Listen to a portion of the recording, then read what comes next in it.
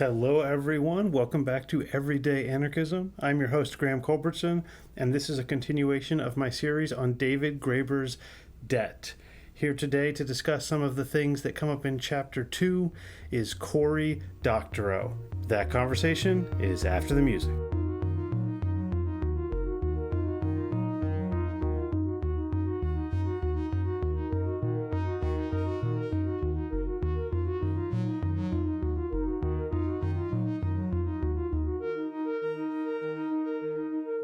Welcome back to Everyday Anarchism, Cory Doctorow. We are here to talk about David Graeber's Debt. Yeah, poor David Graeber. Rest in power. He's sorely missed. I last spoke with him just a couple of weeks before he died. We did a live cast together, and he was full of beans and did not seem poorly at all. My understanding is that it happened very quickly. And maybe that he didn't suffer very much, but boy, did we lose an important thinker and just a great all-round guy, if a very grumpy and contentious and combative guy, when we lost him. Yeah, I did not have the pleasure of getting to know him, and I have, based this podcast around his ideas, and it seems like it's hard for me to have someone on the show who doesn't say, "Oh yeah, David, I ran into him at such and such." But I was just in rural South Carolina, not hanging out with David Graeber, so it goes. Well, I was his interlocutor on his LA Stop on the Bullshit Jobs tour, and we had a great conversation on stage and a nice chat afterwards. So let's start. So we talked a little bit about debt last time you were on the show. So the listeners, I don't need to hear the story of how you discovered debt. I think we discussed Charlie Strauss, right? If I have that name right. But we can talk. Well, I really actually heard about him through Joe Walton. Right. But it was through a Joe Walton article about why Charlie and my editor, who's also her editor, who's also Charlie's editor, Patrick Nielsen Hayden, and why so many other people were talking about debt. And how it had just come kind of roaring into a corner of science fiction fandom and writerdom as an important book about... I think what makes it so important, along with Dawn of Everything, is that it really does what science fiction does best. Science fiction, I think, gets a false reputation as a predictive literature, which is a very boring thing. If prediction is possible, then human agency doesn't matter because you can predict what's going to happen and we're just pawns of destiny. And I think what science fiction does is it contests. It says, in contrast to Margaret Thatcher, there is no alternative. It says there's always alternatives. Nothing about this is foreordained. I think it was Heinlein who said all laws are local and no one knows how local their laws are, which, given the political differences between, Heinlein and Graeber, it tells you just how useful and powerful a concept this idea of contestation is. And so, having of all of us heard the story of money arising spontaneously from people who wanted to make change for goats with chickens, and then learning so much more about it, right? About how money is socially embedded, how it emerges from states, how it has precursors that look like money but aren't, how barter isn't what we think of. It's really... It really makes you do the science fiction exercise of saying, not just like, what if a gadget could do a thing, but what if we organize the social structures of our society radically differently with or without the help of a gadget?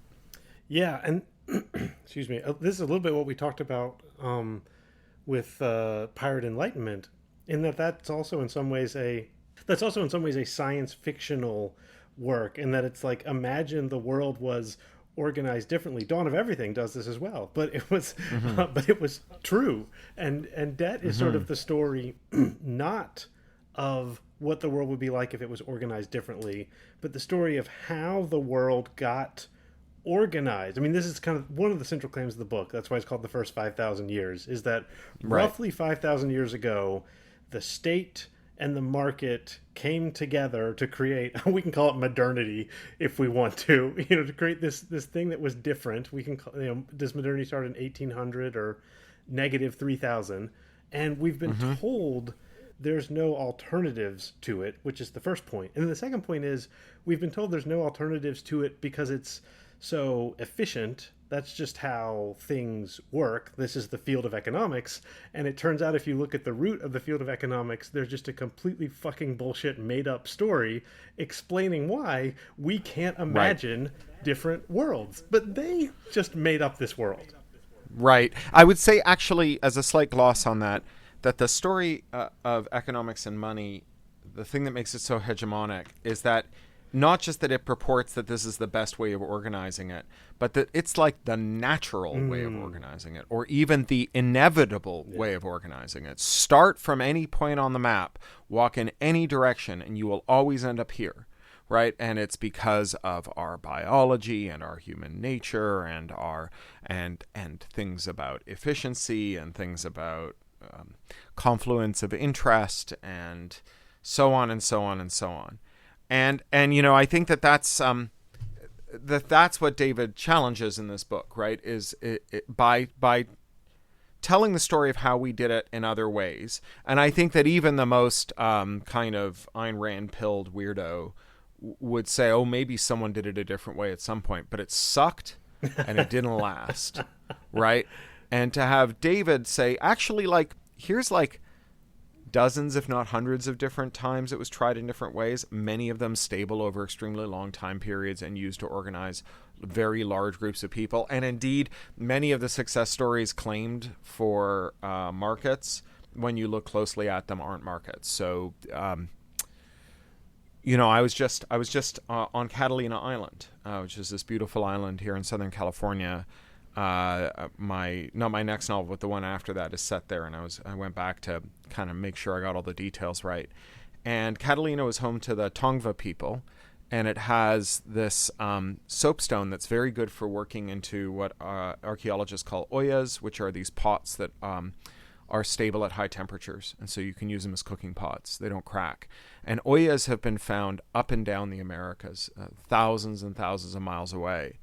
And the story of how the oyas get from here to there, that has been told historically, as well as other trade goods, which, the name tells you it, right? Trade goods, right? That we find elsewhere, is that you basically had like indigenous madmen who had a little marketing firm that figured out how to sell oyas to the Toltecs and like sent out sales agents and and ran basically a distributed indigenous Walmart to carry these things, right? And that's just like not how it worked. It was just organized in like a completely different way. It was, networks of favors. It was potlatch. In Rise of Everything, or Dawn of Everything, rather, we get stories of how a lot of what we think of as trade goods were actually gambled away by women who would organize these giant regional women's gambling festivals where they would gamble with the beautiful, decorative, and useful artifacts of their group's manufacture. And it was a kind of joyous exchange, but also like, extremely familiar to anyone who's like Jewish or Chinese grandmother, spent a lot of time playing mahjong, and like, it's just such a, when you get there, right, when you say, oh, maybe it could be a different way, everything falls apart. Like everything that you think of as being just like inevitable as opposed to a default, as opposed to inertial, suddenly is up for question. I had the most anarchist person I ever knew was my old roommate, Eric Stewart, who founded a thing called Anarchist U, which was a network of about 80 distributed sort of peer group scholarly pursuits, where you'd propose a course, you'd put a 10 class syllabus on a wiki, the students would edit it with the proposed instructor, and once you all agreed, then the instructor would teach it somewhere in 10 weekly sessions. And his nickname was Possum Man for complicated reasons. It was like a superhero he drew when he was a kid. And Possum, just like he challenged everything, like not in a kind of a contrarian way, but like he spent like years wearing this one sweater inside out, and we were roommates, and I was like, why are you wearing that sweater inside out? You know it's inside out, right? And he was like, yeah, but look, here's the pattern on the inside, right? And it's got all of these irregular asymmetrical elements where the weaving machine sort of dived from one part of the textile to another to restart a decorative element for the front. And it is asymmetrical, it is complicated, it's kind of mathematically chewy, right? And here on the inverse is the very regular, boring exterior. So I wear it inside out in the same way that, I have this like framework repairable laptop, and one of the easiest things to swap on it is the bezel that goes around the screen. And they've just shipped a transparent one, so you can see the electronics behind the bezel. And like, I totally get why you would want a clear bezel around your screen, and it's the same reason you want an inside-out sweater. And we used to joke that like someday Possum was going to come out of his room with his underwear on his head, and we go like, "Why are you wearing your underwear on your head, Possum?" And he would say, "Well, like, I thought about it. It keeps my head warm. It keeps my ears uncovered so that I can, hear if someone's trying to talk to me. It's much cheaper than a hat, and I have to launder it anyway. And so, yeah, I'm going to wear my underwear on my head from now on." And, like, that is really the kind of almost vertiginous openness that occurs before you in that moment where you say, oh, all these things that I thought could be no other way, or that would be, if they were any other way, would be wildly inefficient and clumsy or whatever. And you realize actually it's entirely contingent. There's nothing about it that makes this ideal or permanent. It's just path dependent. There's it's a superstition masquerading as a best of breed solution, evidence-based solution. Yeah, I wanna pick up some thoughts about science fiction writers and the relationship between science fiction writers and economists. But before I get there, I just want to say, I have small children, 4 and 6, and they also will wear underwear on their head. And Sure, yeah. a huge part of your job as a parent is when kids do stuff that's fun and different is to be like, no, you're not allowed to do that. Yeah.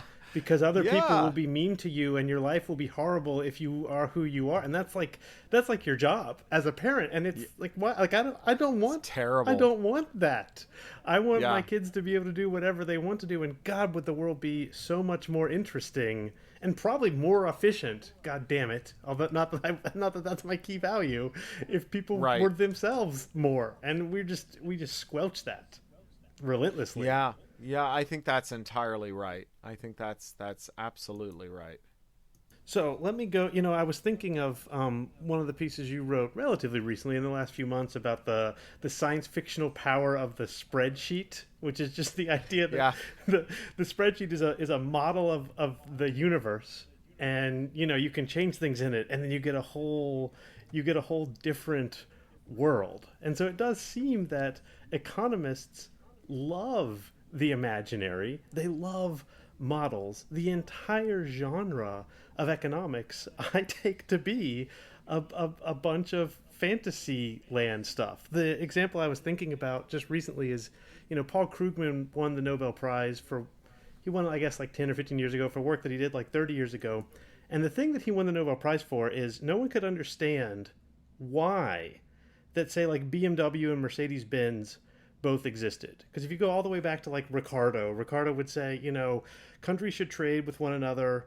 And so like there shouldn't be a Mercedes and a BMW. It should just be just one. And then there also shouldn't be Lexus because Japan should just import Mercedeses. And then Krugman said, what if we change the model to suggest that people actually like different things?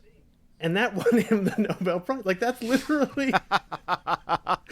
Yeah, sure. It's like, it's called like diversifying outputs or something like that. And it's like, Right. Jesus Christ, everyone knows that some people like different cars from other people, but you built a science fiction universe in which everyone liked the same car, and then someone won the Nobel Prize for suggesting that people might like different cars.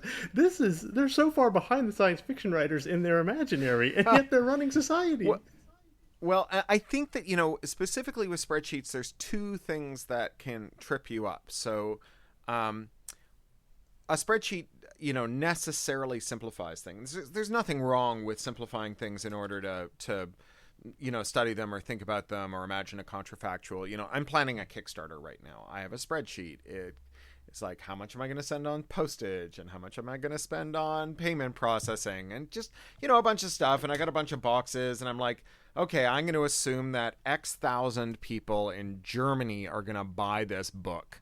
And so if I do that, and then I find this German wholesaler, and then I get this quantity break, what is my margin, right? And I can sit there all day, and I could just be wrong, right? I could just be wrong. I in fact remitted a payment to one of my publishers, because I sell ebooks off my website, and then I pay my publishers. I had a spreadsheet formula error. It turned out I owed them, $2,000 more than I thought I owed them, and I had to pay them last night. So I could be wrong. I could make an error in the math. There's famous examples of big, important academic economic work where literally, like, they flipped a sign, right? And minus X instead of times -1 instead of times +1 or something. And just the whole, like, the effect just disappears. And that's, you can be diligent and careful and try to avoid that. But then the other thing that can go wrong is when you forget what assumptions went into the box, right? So the box can be correct, but you can forget where you simplified and where you didn't. You can forget which parts are approximations and which parts are reflective of ground truth. And when that happens, right, when you forget which parts are hypothetical and which parts are grounded in sort of repeatable phenomena, then you can go really, really wrong, right? Like if you say, here's a trenchant example from David's life, right? If you say, I am going to assume that all of the assets in this complex derivative are fully hedged, and then I'm just going to say that that is the case, right? Stipulate that all the assets in this, because of the asset mix, all the assets in this CDO are fully hedged, and that they're not correlated, so that if one goes away, they won't all go bust. And you forget that that was just an assumption. You forget that was a kind of a, what if we could have a mix of assets that had these two characteristics? Then what safe things could we do financially, right? And you forget that this was a what if, and you think that what you've written in the spreadsheet, or what someone downstream of you working with your spreadsheet thinks that you've put in the spreadsheet is, we have, a fully hedged, non-correlated asset mix, like in this box. This is a standard unit of fully hedged, non-correlated assets, and we have n standard units. Now do some work on them, do some math on them, apportion them, sell them, buy them, group them, break them apart, whatever. And you forget that it was an assumption, right? And then it turns out, oh shit, everything in this box is correlated and none of it is hedged. And if any of it goes under, it all implodes.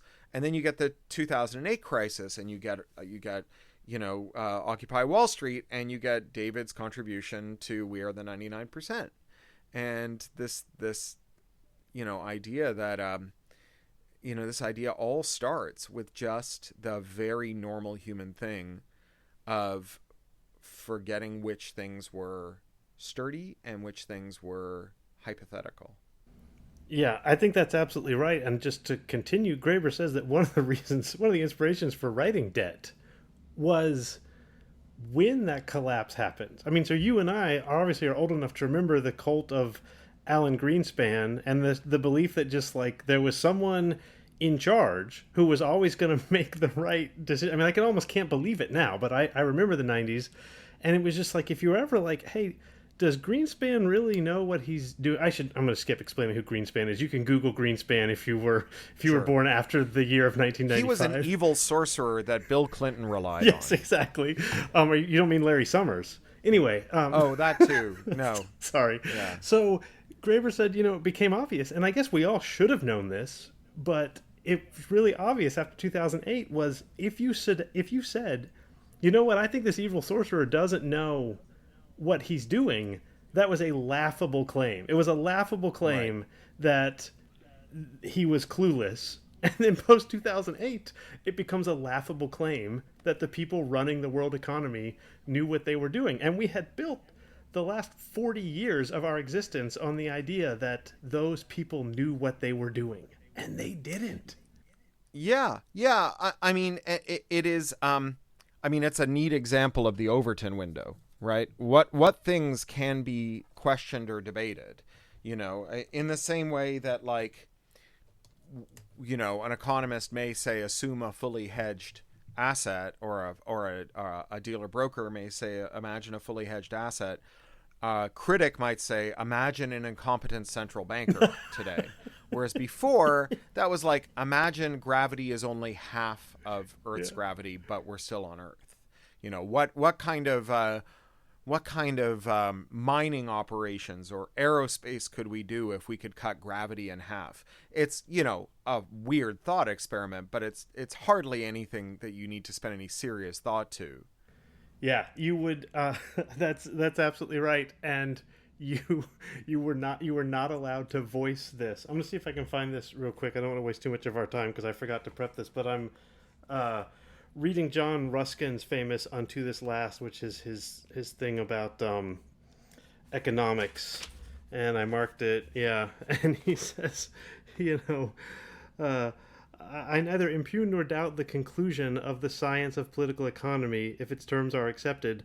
I am simply uninterested in them, as I should be in those of a science of gymnastics which assumed that men had no skeletons. And that's the exact point you're making about. And Yeah. he says the field of economics suggests all of these things, and he just lays out basically what Mill and Ricardo said, and he says, and since this is a fantasy, I mean, it sounds like Graeber, I'm not interested in it. Exactly like we wouldn't be interested in mining in a world that had half the gravity. How did this happen? I mean, all models are useful. All models are wrong. Some models are useful. Yeah. And I am here for weird thought experiments. And so this is why I was at pains to distinguish the problem of making a bad assumption from the problem of forgetting when you just made an assumption, right? When you just, as a matter of intellectual inquiry or experimentation, or to simplify things, to think about them better, just elided some complexity. And there's a whole area, if you ever want us to get into some really interesting and, in a way that I can't quite define, anarchist math, check out Fermi approximation, as in Enrico Fermi, which is just this thing where if you can kind of guess within an order of magnitude how some difficult to solve thing is made up, you can kind of like build up these guesses into something that's actually often surprisingly accurate. Randall Munro from XKCD has done this with, like, how much paint do you need to cover the world? And without doing any research at all, he just does a series of Fermi approximations, which he then goes back and researches to evaluate them. And, like, I'm all for it, right? But, like, the point is that he makes these approximations. He does this back of the envelope calculation, and then before he ever relies on them, he goes off and he does some counting, because it's an adjunct to looking at the real world, not a substitute for it. Yeah, absolutely. I want to touch now on something else that you brought up, thinking about the Overton window. So something that I was just discussing in an episode that I recorded that'll come out later than this is the reaction to this book, especially on this Crooked Timber seminar, where just Oh yeah, yeah. I was just rereading Yes, this, me too. and those guys are pals of mine, and I have all the time in the world for Henry Farrell. And I was rereading what Henry had written, and also rereading what David wrote in response. And it is that's a knockdown, drag out, serious, Barney. And like Henry, I don't know if you saw that Henry just wrote a piece about it, because it was Crooked Timber's 20th anniversary. No, I had no idea. Oh yeah, you should go read it. I will go right away. Well, where he cops to, like, basically overgeneralizing, being imprecise, and so on, but then drills down into, like, his core point and makes a point that is pretty reasonable, I think. And uh, David's not around to reevaluate his own remarks at the time.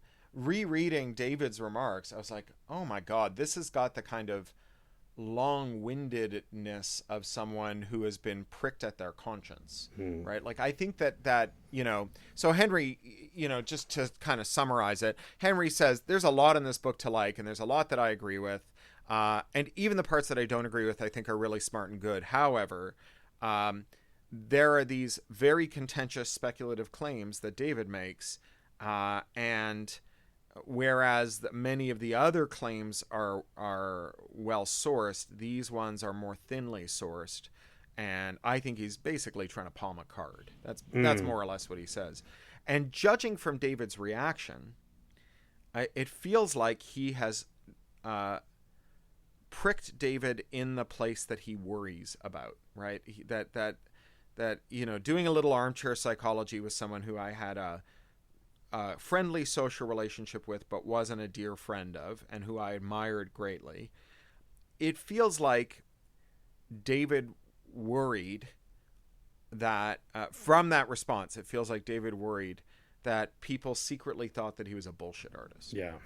And that he was just making shit up. That this exercise of like sort of counter hegemonic narrative could easily veer into making shit up, and that he worried that people thought that that's what he was practicing. And when Henry backhandedly accused him of it, his response was so intense that, it's for trendy or cliche to use the word triggered, but it feels like something got triggered there, like some anxiety. I know what my anxieties are, and I can feel myself getting literally hot under the collar, flushed, and my pulse accelerating when some stranger on Twitter with 11 followers hits me in those spots, right? And not that there's anything wrong with having 11 followers, but it in terms of like any reputational harm or embarrassment I might experience, if only 11 people see this and 6 of them are bots, it's hardly going to change how the world views me. But I know when it touches me, like, that it gets to me. So it feels like that's where he was at. I don't know the other scholar who was involved that he goes after, the one who talked about his work on Twitter, who, again, like, Twitter's such a mess right now, it's very hard to go back and inspect the record. But from what I can tell, even that criticism was somewhat mild. I mean, it may have been unfair, but it wasn't vicious. And David's response that, they're doing this move where they discredit me, and it's part of like this game where nobody wants to engage with the ideas. They just discredit you by imputing things to you that you never said, and blah, blah, blah. And I mean, it's possible for people to merely misunderstand or misinterpret you and do a thing that sounds that way. And again, I don't know this other academic, so maybe he's just a villain.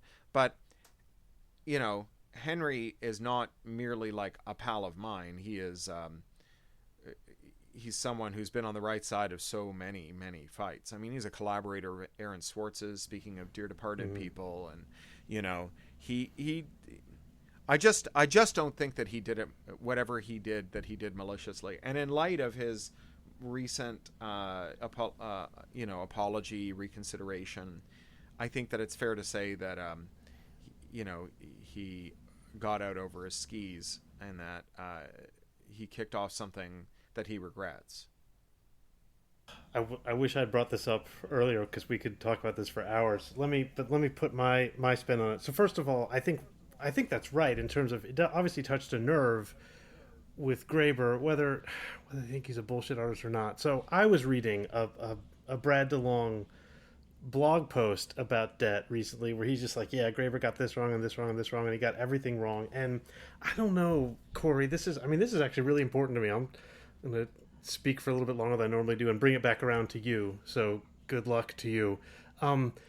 It keeps me up at night when I read something like that. Brad's a smart guy and knows a lot and has read a lot of stuff, and I read that and he's like, yeah, this is just full of shit. It's just some anthropological con artist who doesn't know anything, and because of just like the hold that authority and prestige and power has, and Brad has all of those things, and I loathe all of those things, but was obviously raised in a world in which those things are valued. I'm like, oh no, did I get this wrong? Is it all wrong? Is it all wrong? And then I remember reading Brad's book and finding huge errors in it, massive errors in it. And I remember that it's not that Brad is uniquely bad. There's lots of great stuff in his book as well. It was an interesting book, not as good as Debt, but that's just the that's just how it is. And when Brad said that, he was wrong, I just thought, what am I doing? Why am I bucking the establishment? These guys are smart and they know what they're talking about. And if I were Graeber, who was literally trying to bring about world historical change, I would be terrified. I mean, maybe that I was a bullshit artist, but more that just like I felt like I was on to something, and what if I wasn't? The other thing I will say is I feel like this a lot, Cory. I mean, I'm an academic. I am in, whatever you want to call them, like progressive intellectual circles that don't take anarchism seriously and barely take socialism seriously. I stay up at night thinking, why is everything I think different from all of the really smart people with the same degree as me? Why am I wrong? And Cory, one of the things that keeps me going is your newsletters. Particular No, I'm serious. Particularly recently, one about the swivel-eyed loons are often right, or something like that, or they have a point. Because when you go out and you say these crazy things that are also very obviously true, but also similar or associated with some things that are A, not true, and B, said by people who are either actually psychotic or just have completely lost the thread, it's so easy to doubt yourself and think, why, like, is the 15-minute city a good idea? Yes, frankly, you could argue that it was invented by Ebenezer Howard in the 19th century, and it's a great idea. Is CCTV cameras everywhere bad, and is the government spying on you and terrible? Yes, of course it is. And how do I talk to people like New York Times readers who are like, oh, only these, weirdo Trump voters hate the 15-minute city? It's such a good and reasonable idea. And I just think, am I crazy? Because of course the 15-minute city is a good idea, but obviously opposition to some elements of it and the technocratic nature of it is so reasonable. And so I walk around, now that I've switched over from my, progressive liberalism of a decade ago to my anarcho-communism, and just think, am I wrong? Am I wrong? Am I wrong? Because all these people are smart and I respect them, and they don't respect my ideas at all. I must be wrong. And then sometimes a Cory Doctorow newsletter comes and I'm like, oh, thank God. There's someone else. There's someone else in this world for whom this makes sense to. Well, look, there's nothing wrong with wondering if you're wrong, although everything in moderation. I mean, that the opposite of never wondering if you're wrong is always assuming you're right, and that doesn't make you that isn't a good person to be either. And of course, everybody makes mistakes, including howlers and clunkers, and that is a version of, and this is what David accused Henry of doing, which I don't see in Henry's text, and certainly given in light of Henry's recent remarks, I think can't fairly be characterized as Henry's position, that Henry finds a few minor factual mistakes. I think there's one about Apple in there. Yeah, that's the big one. I don't even know which one that is. It's so bad.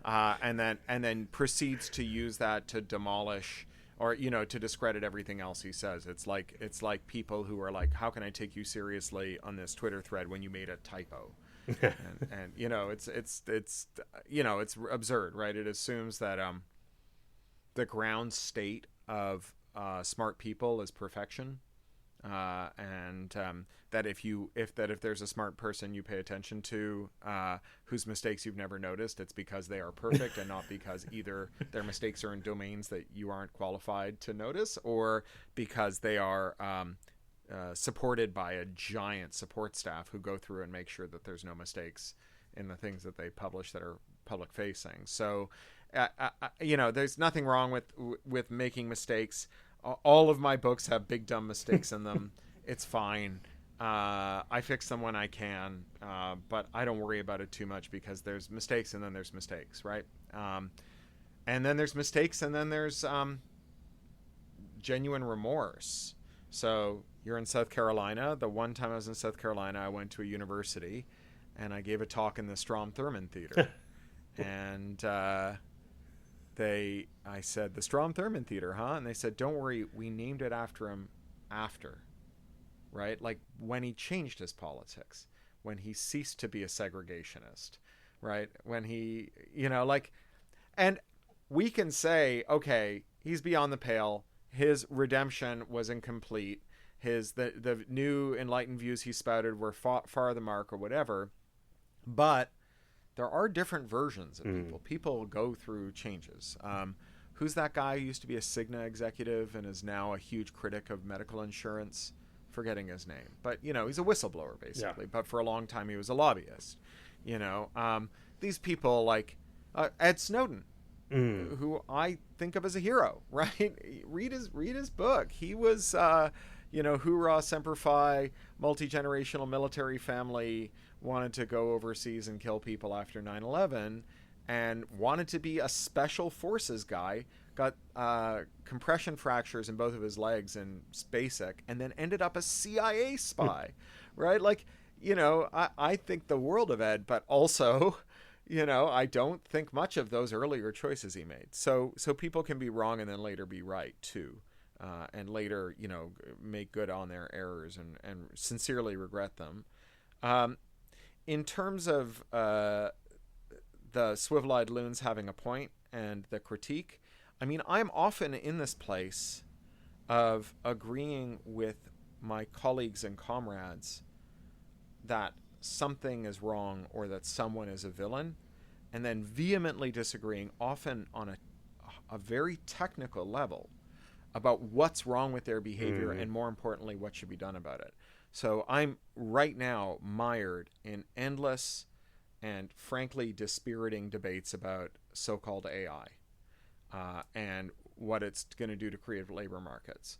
And I think that on the one hand, the people who promote AI are bullshit artists, and it may be that the impact on creative labor markets is something that they have sold to themselves first, to the studios and the publishers second, and third to the public. But it may not be, they may not be vendable goods, right? They may not be fit for purpose. I did today inadvertently use a large language model for the first time in a way that impressed me. I had an airline that stranded me in New York overnight, and at the desk they said, well, we don't have any vouchers, but if you get a hotel and then call the airline tomorrow, we'll reimburse you when you get home. And I did, and they said, no, that's not our policy. We don't reimburse you. And I'm out like $400. And so, I decided, okay, I'm going to take these motherfuckers to small claims court. And I Googled, how do you take an airline to small claims court? And I got this website that said, well, the first thing you need to do is write a demand letter. Would you like our help? And I was like, yeah, okay. And I clicked okay. And then it said, like, well, draft a letter. And I drafted a letter. And I've worked for a campaigning law firm for 20 years. I've received a lot of legal threats. I'm pretty good at writing these letters. And then I clicked go. And then it said, this may take 2 to 3 minutes. And I, flipped to another tab. When I came back, there was a bowel-looseningly terrifying threat letter that some large language model had converted my very stern letter into, and I think it's going to work. So, maybe this stuff will work. That's all a long-winded way of saying maybe this stuff will work, at least in some domains. I have yet to see anything that looks like a screenplay or a novel or a short story or an essay or a factual article. To be clear, this letter is not good prose. Lawyers write terribly, right? But it does read like it was written by a high-powered lawyer's $600 an hour paralegal. The signal it sends is the author of this letter is the kind of person who will pay someone else $600 an hour to threaten you. So you better pay them. You better cough it up. So my colleagues, they're stealing our copyright. And if we could enforce our copyrights, and this includes a dear friend of mine who has joined Sarah Silverman's lawsuit against over ChatGPT, a copyright lawsuit against ChatGPT, and they say if we could enforce our copyrights, then the labor impacts of this will be blunted or eliminated altogether. And then secondarily, I have a friend who's a visual artist who I have enormous respect and affection for, who says also that not only is this bad art, that it should be banned. Ugh. that this art shouldn't exist, right? And I think that like all of these are wrong. So first of all, I'll say that most of the AI art I've seen, whether it's prose or visual images, I don't think much of. But I would neither be surprised if in 10 years we look back on this moment and say, God, what a weird fad that was. I'm so glad it's over. Or in 10 years we look back on this and said, God, I can't believe that this art that we all enjoy now, that is made by humans using these sophisticated tools along with their imaginations and their technical skills, are making, and that we all love. Much like sampling, where, you know, if you listen to early sampling, some of it's okay, a lot of it, but to, you know, contemporary ears, especially when it's tape loops, just doesn't sound very good. So I don't think it should be that this art should be illegal. I don't think it's a copyright infringement. As a purely technical question, there really aren't any serious copyright scholars, no matter what side of the copyright debate they're on, right? People who disagree with me about every single part of copyright agree with me on this, which is that if, first of all, ingesting a whole copyrighted work for the purposes of mathematical analysis is not, under current copyright law, conceivably or colorably a copyright infringement. The mere act of mathematical analysis and the making of a transitional copy to effect that mathematical analysis, not a copyright infringement in no way. Wanting it badly is not enough.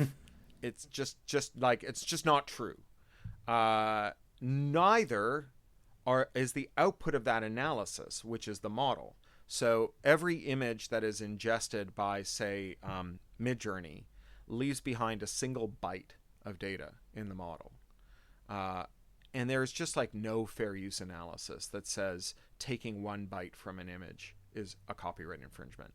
Like it is, you know, I don't like to use the word insane because it's ableist, but it is batshit to say that taking one byte out of an image is a copyright infringement. It really is.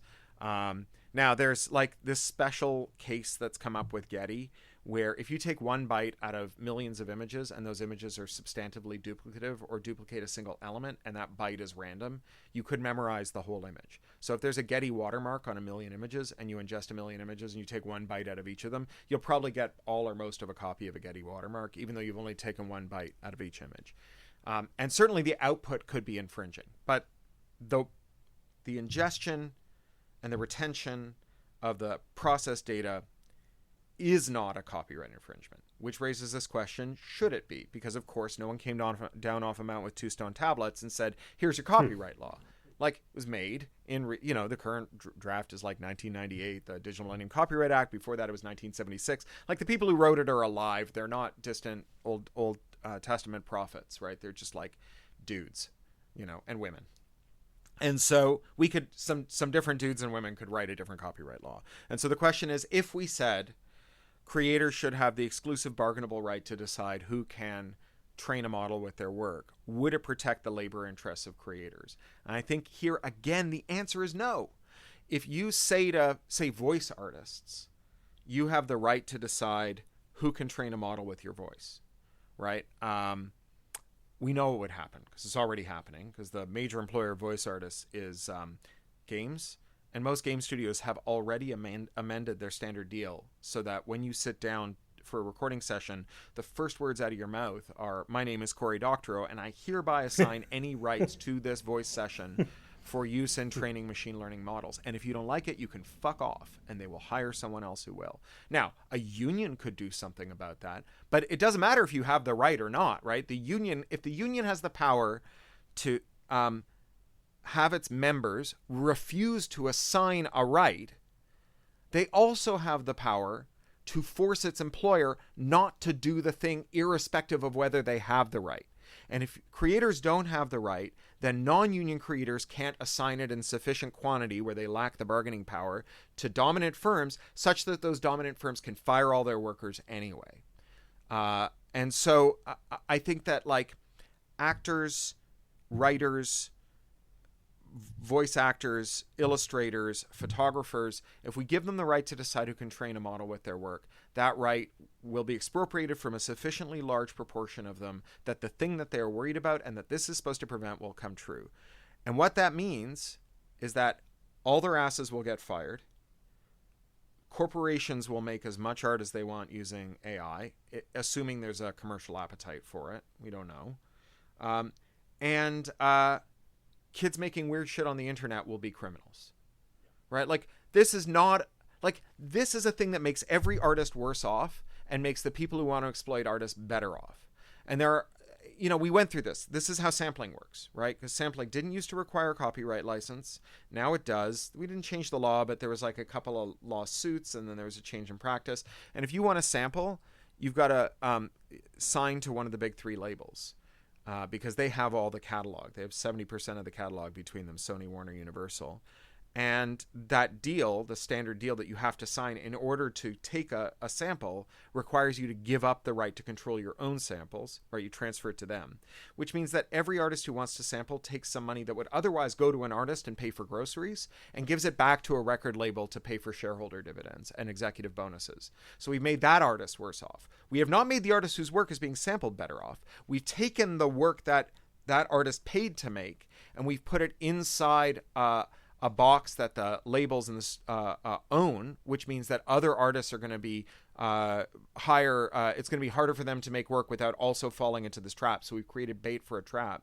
And then we've taken all the art that used to exist and we made it impossible to clear. So De La Salle's work was never cleared for sampling 15 years, or De La Soul rather, 15 years when it wasn't available at all on streaming because they couldn't clear the samples. And when it was finally cleared and came up in March, it was too late because the front man died in February, right? Like, we didn't make that artist better off. And not only that, but like, you couldn't make that music again today. If you wanted to replicate It Takes a Nation of Millions to Hold Us Back by Public Enemy or Paul's Boutique by the Beastie Boys today, every CD would have to sell for $150 to pay for the sampling license. And none of that money would go to an artist. It would just go to a label, right? And so nobody is going to buy a CD for $150, right? And so that means that that music just doesn't get made. So we also managed to make an entire genre of music illegal. So we made a genre of music illegal. We made every artist who wants to sample poorer. We made every artist who wants to sample non-consensually give up their work to bait other artists into becoming poorer.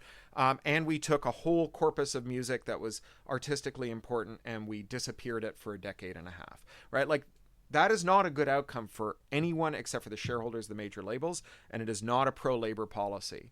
And so that takes a long time to explain, as you've just heard, right?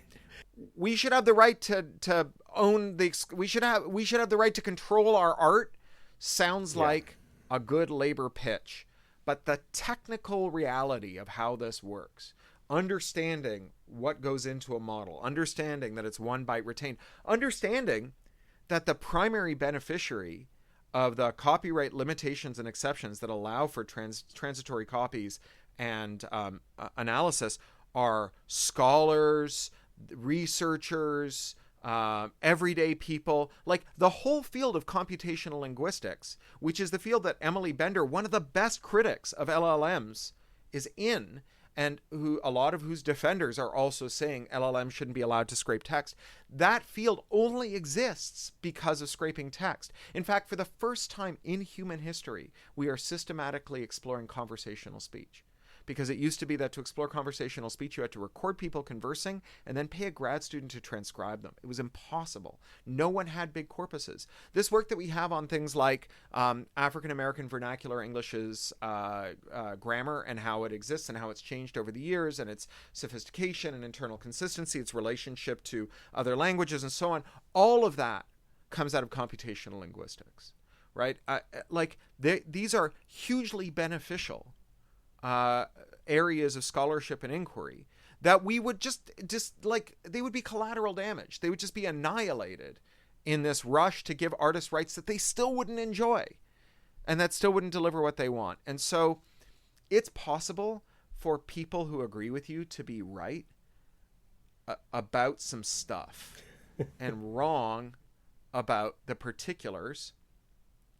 And this is an area where, like, people who have lived experience and technical knowledge need to be included in the debate, right? It's where if you care about disability rights as I do, it's why you shouldn't ever sound off about them without talking to a person who has the disability you're thinking about, right? It doesn't matter how well intentioned you are. There are technical aspects, right? Not, leaving aside the lived experience, technical aspects of that you just don't appreciate. If you are concerned with homelessness and you don't talk to homeless people and you just sit in your study as the economists do and say, if I were a horse, what would I do? If I were homeless, how would I become homeless? What would keep me homeless? And so on. You will conceive of solutions that are uncoupled from the actual underlying need. And so, yeah, these debates need to be technically informed. And it's possible for smart people to disagree with you, not because they're not smart, but because they lack the specific domain knowledge and either the humility or self-awareness to understand that lack, which is a thing that all of us are guilty of to some degree or another, including David. And me and you. Yes. The only thing I want to add to that is the other thing is sometimes they lack the imaginary. They can't imagine a world without copyright.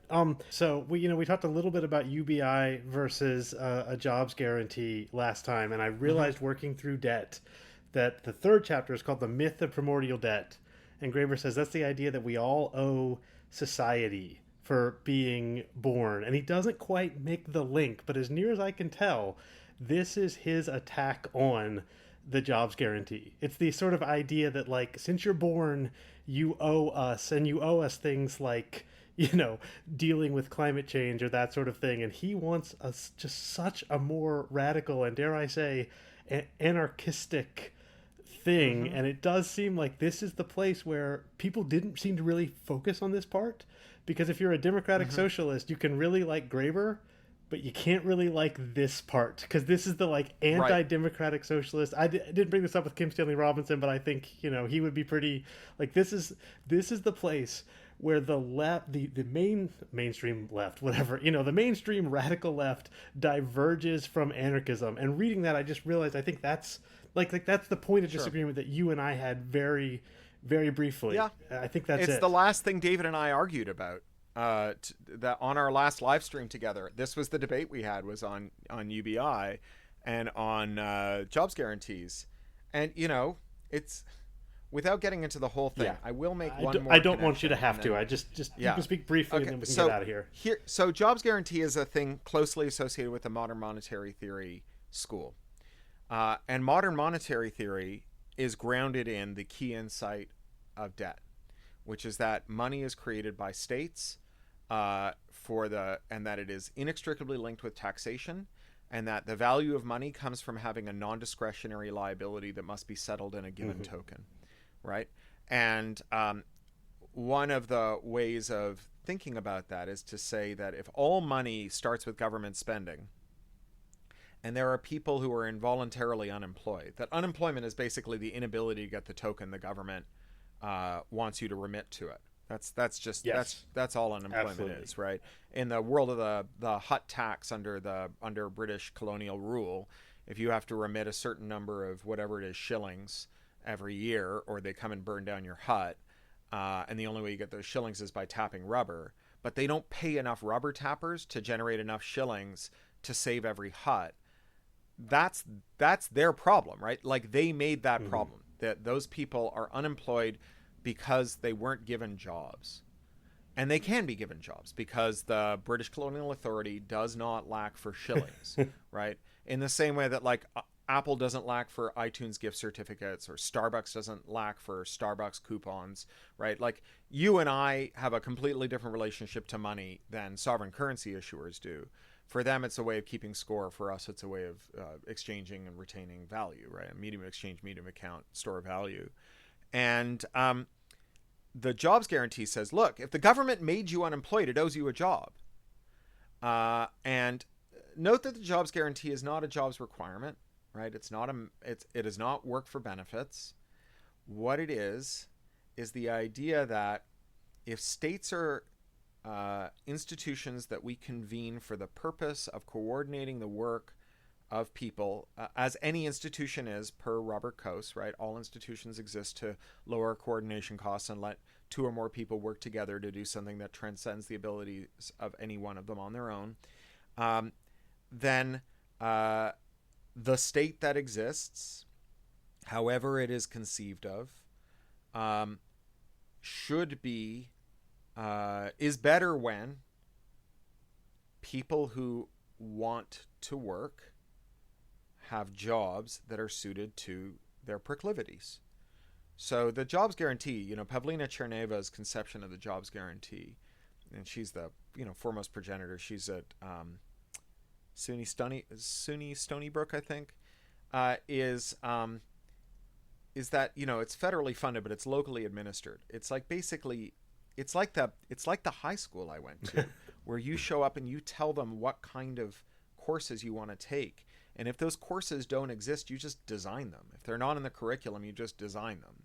And at my high school where I met Possum, and he wore a sweater backwards, if you wanted to study something that wasn't in the Ontario curriculum, you could write a rigorous syllabus for it. You could find people in the community who would teach it to you. And then one of the teachers in the school, there were only 6 teachers in this little alternative school, would write up a narrative. The school was called Seed School, Self-Exploration, Education, and Discovery. It was founded in 1968. As Toronto School District was trying to bring back students who dropped out, and so they said, just like, here's a room, like, you don't have to have any teachers and you don't have to do anything, but like, stop smoking weed in Yorkville, which was like the Haight-Ashbury of Toronto, and just like be indoors for a while. And then it kind of mutated into the school that I graduated from. And these teachers would write up your accomplishments in a seed equivalent credit. And then you would just, like, if you ever needed a credit for something, right, you needed to get into university or demonstrate that you had a skill, that was your assessment, right? That was your piece of paper. And you can think of the jobs guarantee as being related to this, right? The jobs guarantee is like, if there's a job you want and you want to support yourself doing it at a socially inclusive wage that includes benefits, vacations, and all the other things that we want people to have as a core element of their work, then you show up, you work with the people in your community to figure out what needs to be done that you want to do and how it should be done. And then that job is your job at your socially inclusive wage, right? And like, I don't think that's as much of a democratic socialist story as people take it for. For one thing, people think it's workfare. Yeah. And it could turn into workfare, and that would be ghastly. But it's not workfare, right? It is a program entirely separate from a system of social benefits, medical leave, parental leave, disability payments, old age payments, all of those things, completely separate from that. It's like, you want a job, there should always be a job for you, and that job should be one that you want to do. That feels pretty anarchist to me. Yeah, I agree that it feels pretty anarchist, and it's clear that Graeber still found it to be too enmeshed in something that he didn't want any part of, and he's not around for us to ask him again. Well, and I think a lot of people either think that proponents of the jobs guarantee are lying, or that they're naive about the slippery slope. Yeah, fair enough. Look, I'm going to let you go. Okay. At this point. I would keep talking, right. But you've got to go. Cory, thank you so much for coming back on the show. I really appreciate it. Oh, thank you. All right. Good night. Thank you once again to Cory Doctorow, who came back on the show to talk about Graeber again. And we ran out of time. We didn't get to delve into this jobs guarantee versus universal basic income thing even further. It just seems like Cory and I are going to have to talk about this again. But what is coming up next in the first week of November is my discussion of the 3rd chapter of Debt, which is about the myth of primordial debt, which is where I will go much more into detail in Graeber's theory of why something like a jobs guarantee is not anarchist, is a form of unfreedom, we could say. Although I will also say the way Doctorow describes the jobs guarantee is indeed quite anarchist. He convinced me, and it makes sense, that version of jobs guarantee is quite compatible with the library socialism that you hear about on the Seriously Wrong podcast. Again, maybe I'll take this up again with Cory Doctorow. Maybe I'll take it up again with the Wrong Boys. That's going to be a topic for another day, but a topic in just a couple of weeks is Chapter 3 of Graeber's Debt. I hope you're enjoying the series. The music, which you're about to hear, is by David Hill.